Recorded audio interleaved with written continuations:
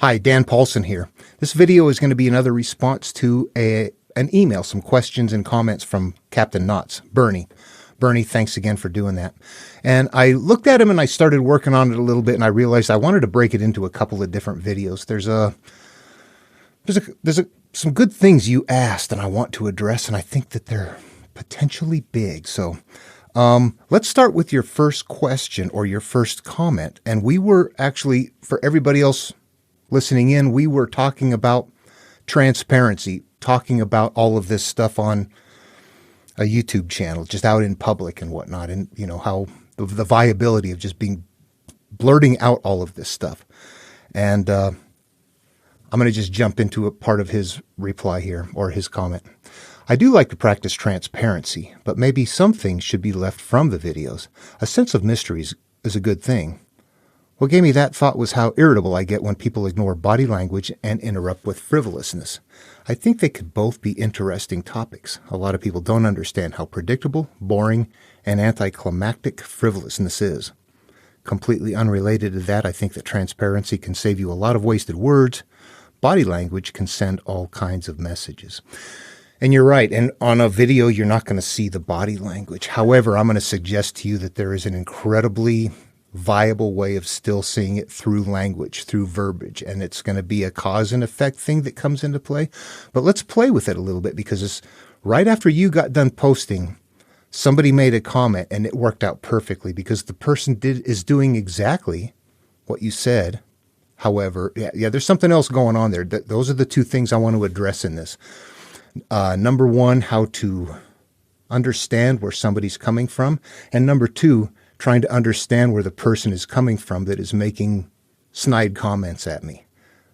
We have a history, so let's take a look at that, and let's start with what after you posted your reply, this is what he said, and I want to start here. And what we're going to be doing here, we're going to be looking at language, what he's saying, how the history of it is, the flow of it, stand back from it, and then begin to look at, okay, so when he says this word, what does it mean? When he's saying this, what does it mean? Because there are words and verbiage that he's using that don't fit with what's going on. So you recognize right away, like in the decoding process, you look at things and go, that doesn't fit. Why is that? Ding, ding, ding, ding, ding. Yeah, it doesn't fit. So we can pick out some things and learn about him and see where he's coming from. We can see where he's coming from. Let me go ahead and read his reply here then. He said, your idea of a dictionary is interesting. I'll post a link to the previous video.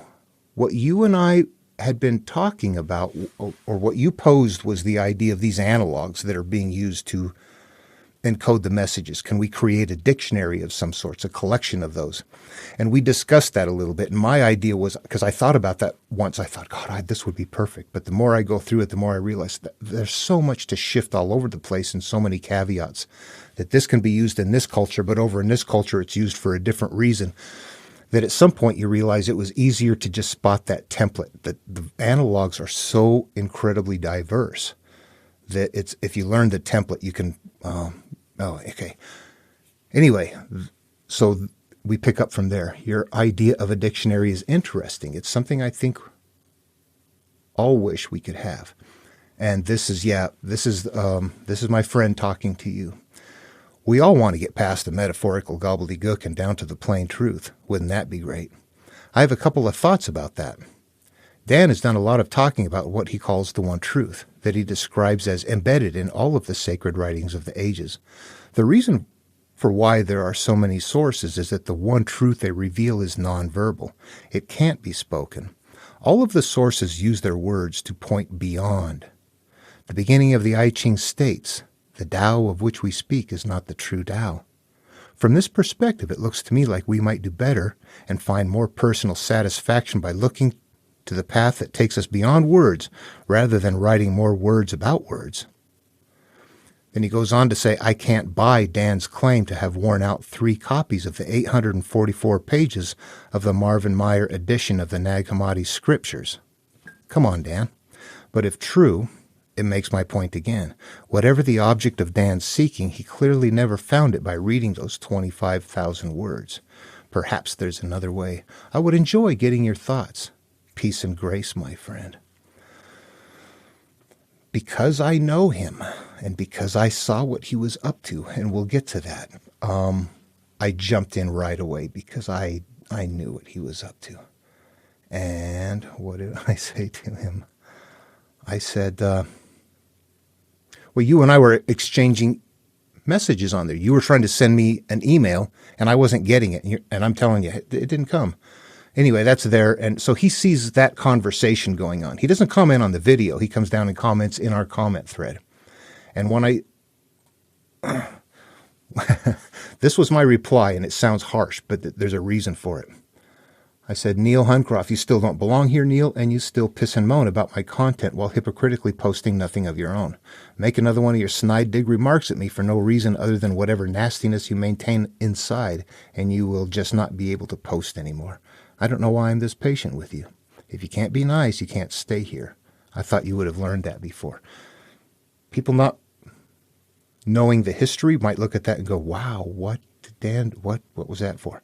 Yeah, there's something going on there. And then he goes on to say, Daniel, I don't understand your reaction. What is nasty about simply offering an alternative point of view? In truth, I've been rooting for you. I keep hoping to hear a report of some new and joyful insight, but you appear to just go round and round in circles and dragging all of your old suffering and pain along with you. When it appears that you bullshit, I get to call you on it. He says, however, YouTube is a public forum, and when it appears that you bullshit, I get to call you on it. For the moment, however fragile, it's still a free country. What isn't nice is shutting people out and being unwilling to discuss disagreements. Then he went on at the end to say, I also see a typo in my previous note regarding your worn-out Nag Hammadi scriptures. Reading its 844 pages completely through once with about 360 words per page is just over 300,000 words per read. You say you've dog-eared 3 copies of that volume? With all respect, you're bullshitting us. So, yeah, he just called me a liar and tells me that that it's an open platform, and he's here to call me on my bullshit. Anybody watching this channel? Pick out the bullshit. Okay, this is how to find information to self-empower. Okay. Anybody that gets anything out of that is bringing something with them to the table, and that's exactly what I'm going to propose right here.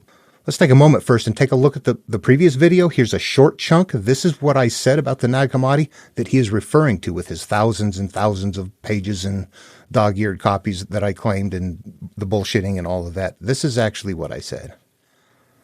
I've been watching a few different spiritual teachers over years of self-study. Your interpretations resonate me more than any other content I've found. And yeah, that's the same with me. There's something different. I've studied and I've got material. I swear, I'm not a Gnostic. I read this book until I wore it out and had to buy a new one and then bought a different one. And this is just to try and figure out the Gospel of Thomas. I have this obsessive... Okay, well, there you go. I personally don't look at that video that I made and get quite out of it what he's accusing me of and then calling me bullshitting for... I didn't even make that claim. The books are actually at that level, that big kind of a book like that. They've got that little glue binder on the back. After a couple of years of opening and closing and laying in bed and flipping pages, yeah, that'll happen. That'll happen to any book, so... That's not a big deal. Don't make that. In that video, the point that I was trying to make at that time was that in their lifetime, they didn't have media. The stories were their media. When they walked to the next town, they were in silence. They thought, or they pondered, or sang, or something like that. We jump in the car, turn on a radio, and don't give ourselves time. That's the point I was trying to make there, is that this is incredibly important. What is Neil replying to? He's not even replying to what I'm dealing with. Why would I bullshit about that? And if I am, so what? Who cares? It takes time. Obviously, people can make claims, and my point here isn't to try and lie. So why would he? Okay, so there's more going on. Let's look at that, and let's stop for a second and remember what we're doing is trying to analyze your comment about how do we figure people out without body language. Okay, this one's going to be very blatant, and I'm cheating because I have a history. So there's a cycle that's been happening that's happening here again. I also want to make sure to say as we move along, I'm going to be doing this very detached from this. I'm not picking on him. I'm not going to say anything bad about him or anything like that. That's not what I'm here for. I see where he's coming from, and I don't have to get involved in that. There was a time in life where I would have. I have now extracted myself enough from that to realize that this isn't personal, that there's something acting out down there, and that even though I am physically engaging with that down there, I'm not mentally attached to what it is. So I can, when I do this, as I talk about it, I will be doing it in a very matter-of-fact way, even if it sounds snide sometimes, because I mean, there's times where you go, really? I mean, but honestly, I will not say anything bad about him, and I'm not picking on him, and I'm not going to approach this in a vindictive way in any way, shape, or form. Okay, back to your comment again. You said people with frivolousness, and this is it. If you really step back and look at this, you'll see that he's not here to talk the I Ching with you and to grow someplace. He's here to, he knew where to nest in to take a dig, and that's what he did. And I knew it right off the bat because that's what he does. In that first comment that he made to you, this is the style of some of the narcissistic thing. Hand you something nice, then jab you. Hand you something nice and then jab you. He did that in the comment to you, except that in this case he's handing, here, let me hand you something nice. I like your idea. What does he do though? I like your idea. Dan's not getting it. We shouldn't make this dictionary because there's more words upon more words and more words. And it's something that's projected you can't put into words anyway. And Dan, I don't believe what he's saying. That's what emerged in that. What do we get out of that? We already know that I'm finding what's there. The template can be seen by those who've seen it, so it's emerging. He said the healing's not taking place. I'm dragging it with me. When the healing's taking place, we're talking about it all in the open. He's backwards to everything that's going on. All right, look closely at this. You and I are linking up. You're letting me know that you like the interpretations, that they're ringing true with you. I'm reading about that in your email on a video because it's a good thing to do. And it's right there where you and I are making that connection and seeing this pattern and going, yeah, I get that. That is exactly where he inserted himself to bring with him the I Ching, and that Dan doesn't know what he's doing. He hasn't found anything and he's not healing. We're finding it. We're sharing it. We're finding how to heal from it. It's all there. It's plain. We can see it. There is I don't recall the source of this. It's a Hindu or Buddhist teaching somewhere. Something that to the effect of that we like things about others that we want for ourselves, and we accuse others of things that we deny in ourselves. Is that what's happening here? I mean, when you've buried your soul, you must be healed. For somebody to say you're not healing and not finding it. Okay, we're looking at what there is right now, but now I'm going to stop and take you back and see where this began. Year and a half, something like that ago, I am doing my first interpretations of the Gospel of Thomas. I'm cutting my teeth on it. I'm learning a lot. He shows up, gets on board. We are hitting it off. Big, huge comments, super complimentary. The guy makes me feel great. Man, you're doing this, you're doing that. We really hit it off. I'm thinking, this guy's like, really makes me feel good about what I'm doing. Then out of the blue, like on video number 5 or something like that, it's like, well, I'm out of here. You're not doing anything. You're not getting anywhere. You're not resolving anything. You're only making this about yourself. And of course, I let him know at that time that this is the guru. This is about me. This is about you. It's about anybody. It's a spiritual pathway right here contained in this book. And when I make it about myself, that's the demonstration. That's showing people how it works in my life and how it changed my life, or words to that effect. I don't want to go dig all of this stuff up. There's a point where I'm like, what is he talking about? I mean, I'm successfully going along, but I'm getting to a point that I don't recognize at that point. Instead, we're kind of arguing about things, and I'm moving on, and he's telling me to not move on. There's a point where he's like very insistent on me not continuing interpreting or sticking with the Gospel of Thomas and the I Ching only and not doing other things. And I'm telling him, no, that's not what I'm doing. Actually, I'll sum this up, but he disappears for a while. I come back with a second interpretation. He shows up again. At this point in time, I'm realizing, okay, I've got this opened up so much now. I'm beginning to see that the Gospel of Thomas is a collection of Jesus' works, a collection of Plato, a collection, or there's some, at least one of Aesop's fables in there. I'm beginning to see it as a blend, and he doesn't like that. It begins to come apart. The validity of it being a standalone, accurate piece of work goes away. At some point, he tells me he's disappointed in me. And that's when it was like, uh-oh, something's not right here.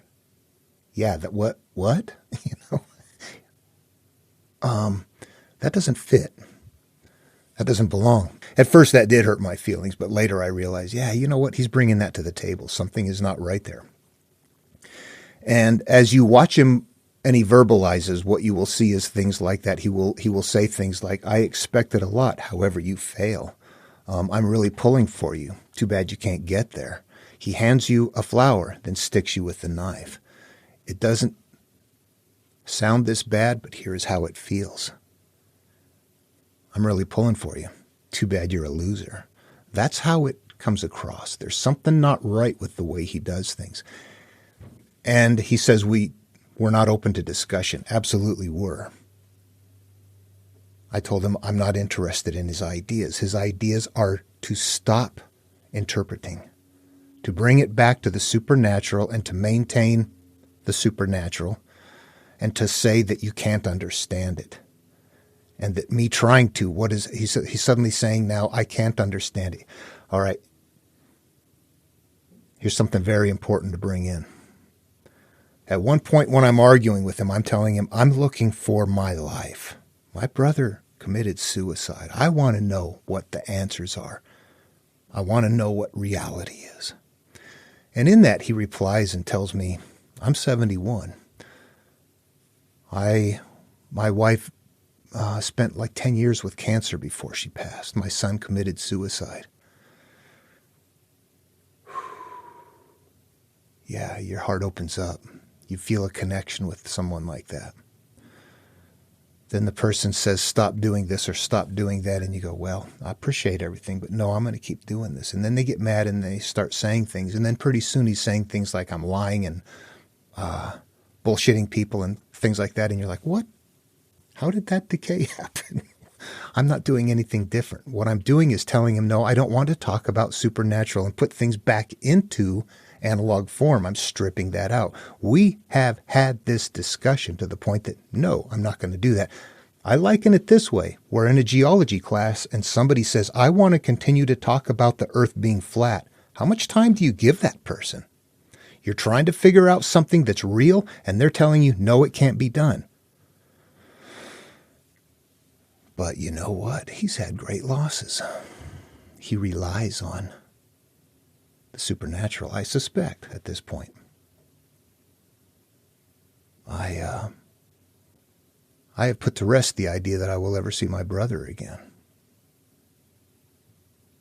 That's a tough thing. I wouldn't take that from anybody. But there's a point when somebody comes at you and starts saying things and accusing you of stuff that you're not doing when you're just trying to find answers. And you think, why are you doing that to me? I'm a nice guy to you. And now you want to impede me. And when I say no, you start degrading, belittling, or demeaning me. Suddenly we're stepping into a different role here, and that's not going to fly. Then you say things like YouTube is open, America a free country. I will tell you something. I'm a 10-year U.S. Army veteran, and if I tell people I serve for the freedoms of Americans, what I want to say is that doesn't mean that I serve for the freedoms of Americans who want to take the freedoms away from other people. Okay? This is my channel where I'm talking about what I want to talk about. You come in and you're mad that I'm not shifting to your interest in dialogue. To the degree that you're, as I'm making success, you're seeing somebody and me connect, you're jumping right in there and trying to interfere with that connection because we're exchanging emails. YouTube gives me tools. You say it's an open platform, I'm going to tell you something. If you go to post videos, the first thing you're going to do is find that there are rules and regulations. There are things that you must stay within. Open platform? What is an open platform? It is not an open platform. It is open within parameters. It is open for a certain set of media. It's not for porn. It's not for you to come in and do whatever you want to. And YouTube gives me tools that I can use that prevents people from coming onto my channel and saying, hey, you need to let me, don't take away my freedom. There's nobody taking away your freedom. Your channel's empty. You've posted nothing. I need to describe something. I retire. I get fascinated by this. I want to share people. I start spending money out of my pocket to create kind of this environment that I think will be fun and kind of interesting and share this stuff. So I spend money. By the time I'm done, microphones, I had to go through a few new computer software, things like that. I'm not complaining about this. I enjoy this. I'm like $4 or $5 into this out of my pocket, and I'm not monetizing the channel. And you come in and say, I don't like what you're doing. You don't see something wrong with that while you're not posting anything on your own channel? I wouldn't come to your channel and look at your content and go, you need to quit doing this, change this, stop that. You can't do it here. You want to. You can't. I believe that you're looking, you don't want me to find these answers. I'm finding them. Why do you keep watching? I don't want you to be hurt. I want you to feel okay. But you have no idea what my childhood is like. If you think you're going to come in here and think that there's some sort of a superiority thing going on, this is everybody's on an even keel here. As soon as you put yourself up above me, you've just, okay, I don't want to keep hammering on that. I want to tell you that this is not okay what you're doing. And I know you want to still participate in your way. And I'm just going to suggest that if you just use the cell phone or something, you can make videos about the I Ching or what your beliefs are and what your ideas are. You can post them on your channel and you can invite people in to discuss things with you on your terms. I would love to see you do something like that and be happy. I'm really looking for something here. And there's time that I engage with people because I really feel it's important to engage with them. But you kind of led me on a path there that it took me a while to figure out. And I'm not doing that again. You taught me a lot. Okay, this is where it gets back into, however, the original point of this video, and that is how to read people through their words. And in this case, you can see, the history obviously was there. Actually, before moving on, here's what I see then in looking at Neil is that somebody has great loss. They want to maintain some kind of a belief in something that gives them comfort. And I'm all about that. That's fine. I'm okay with that. Absolutely. I believe that's a very valuable part of the potential of religion. But then he has certain ideas. He wants to limit it. He wants to restrict it. We know now that the more you know, the more you see the pattern, the more things begin to fall apart. So he's in that category of wanting to restrict things.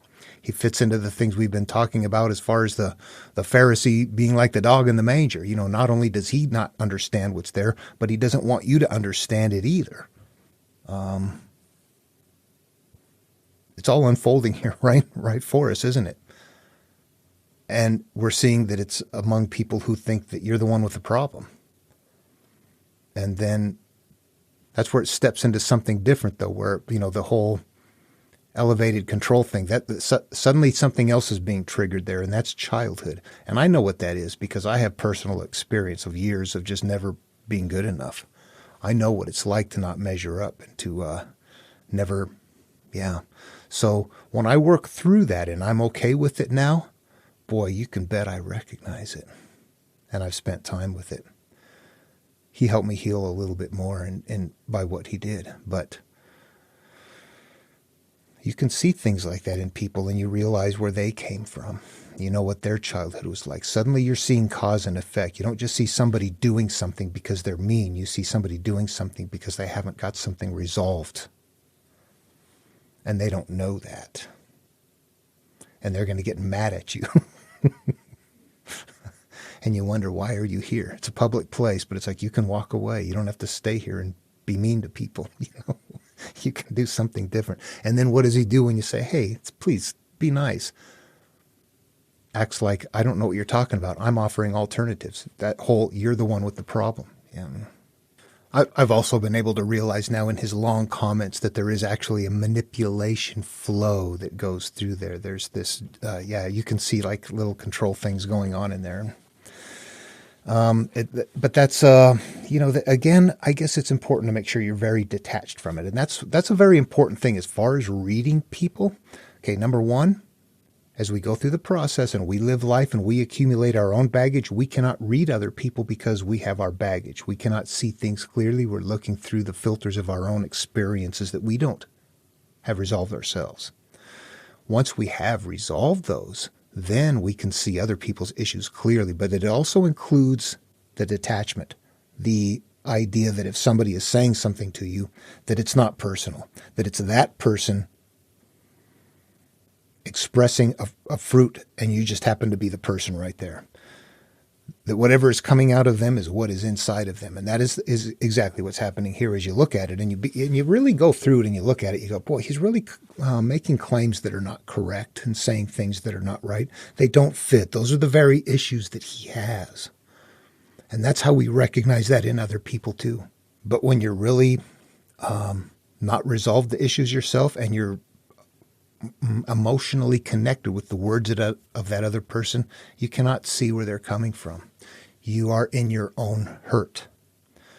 So in order to read other people, you really do have to be to a point where you're like, you don't affect me anymore. Say what you want. I'm not that.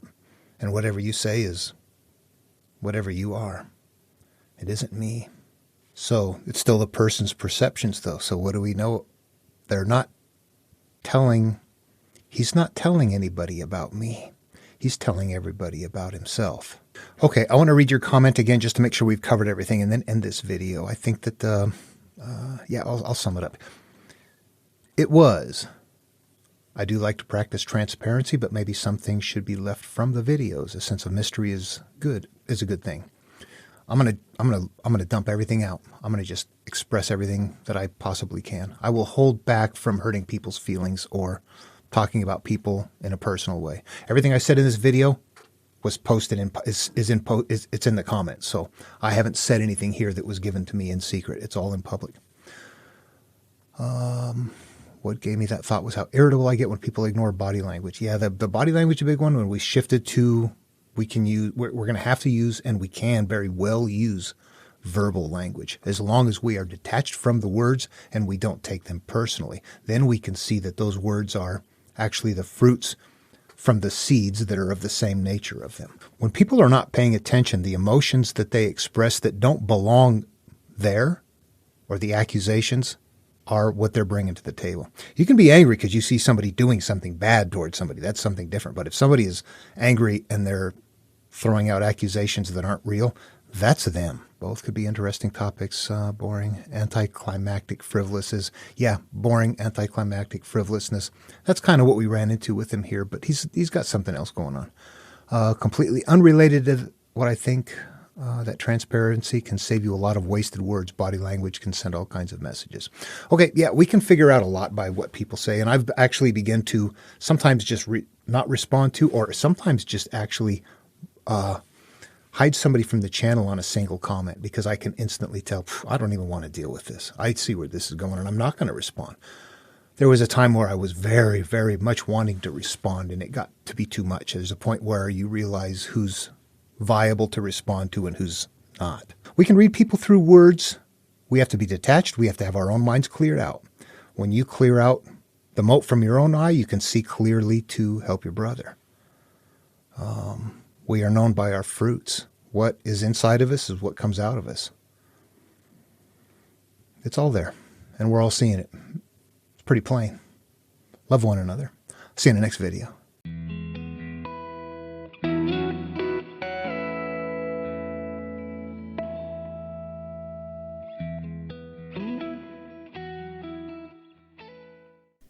Check this out. Hey, Neil, you still watching? Hey, look, I did some upgrades, some lighting upgrades. Number one, I've been so yellow and pink and red sometimes. I just have had poor lights. This is still cheap stuff, but I got some white LED lights finally, so that'll lighten up. And look at these background lights.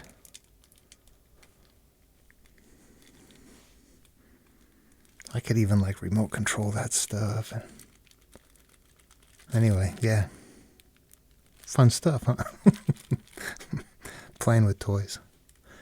You know why? Because life's coming to an end and you got to have fun along the way, right?